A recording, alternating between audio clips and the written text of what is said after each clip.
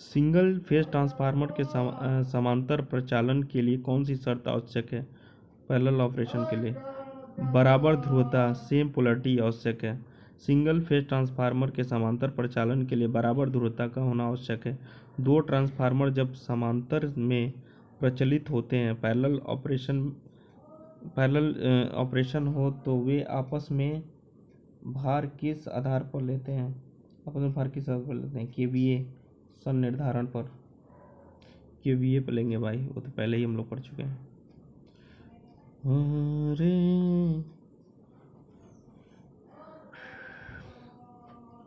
दो ट्रांसफार्मर जब समांतर में प्रचलित होते हैं तो वे आपस में भार केवीए संनिर्धारित पर लेते हैं। Which of the following is a not the function of a transformer oil? Transformer तेल का निम्नलिखित में कौन सा कार्य नहीं है? तो देखिए, प्रोवाइडिंग इंडक्टिव कपलिंग, ये इसका कार्य नहीं है। क्या क्या कार्य है? Cooling the primary coil, cooling the secondary coil, providing the additional insulation. Primary coil को ठंडा करना, सेकेंडरी कॉयल को ठंडा करना, अतिरिक्त इंसुलेशन प्रदान करना। ये किसका काम है? तेल का।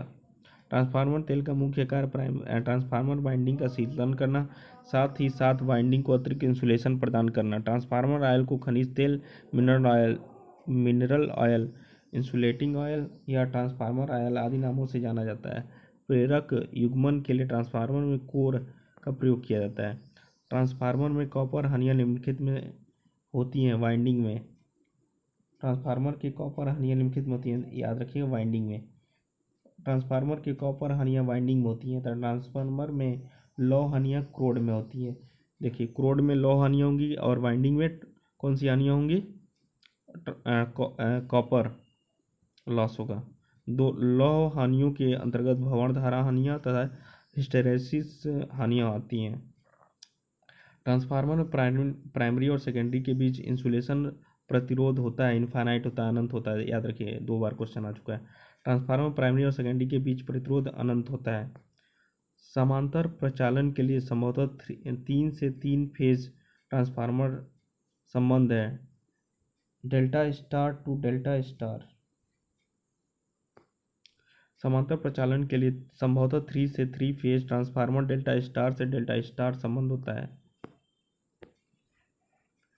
ट्रांसफार्मर का निम्नलिखित में से कौन सा भाग बाहर से दिखाई देता है? बुशिंग। ट्रांसफार्मर में बुशिंग बाहर से दिखाई देता है। क्रोड और ट्रांसफार्मर वाइंडिंग आंतरिक भाग होते हैं। ट्रांसफार्मर निम्नलिखित पर कार्य करता है। एसी सप्लाई ओनली, मतलब एसी सप्लाई पे ये कार्य करता है सिर्फ। ट्रांसफार्मर केवल प्रत्यावर्ती धारा एसी सप्लाई पर कार्य करता है। आदर्श ट्रांसफार्मर की दक्षता निम्नलिखित से अधिक होनी चाहिए, 98%। अदर ट्रांसफर दर 98% से अधिक होनी चाहिए।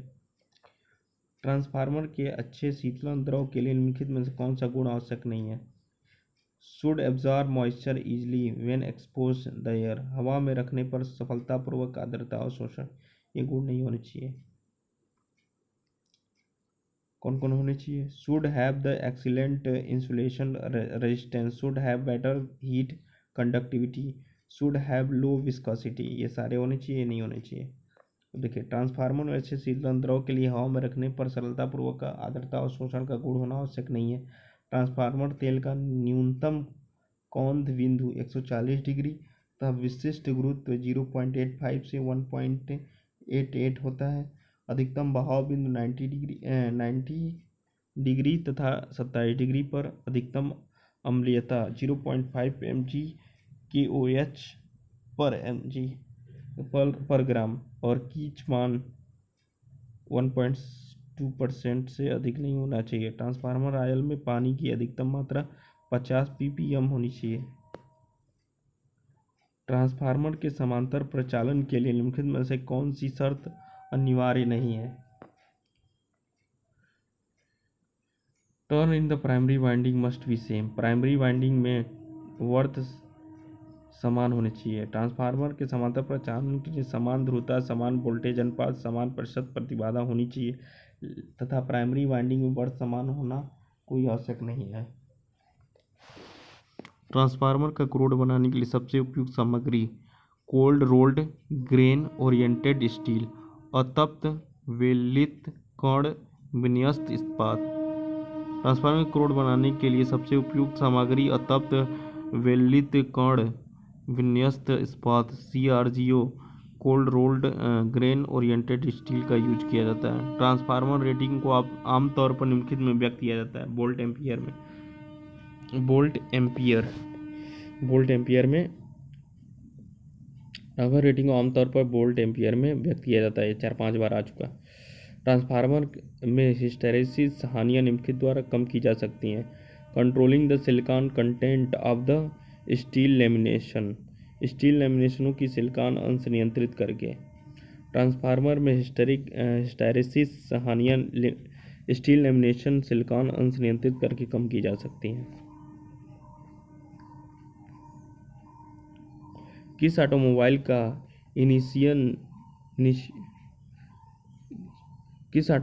इग्निशन कॉइल निम्नलिखित रूप में व्यक्त किया जाता है। Step up transformer. किसी ऑटोमोबाइल का initial coil step up transformer के रूप में कार्य करता है।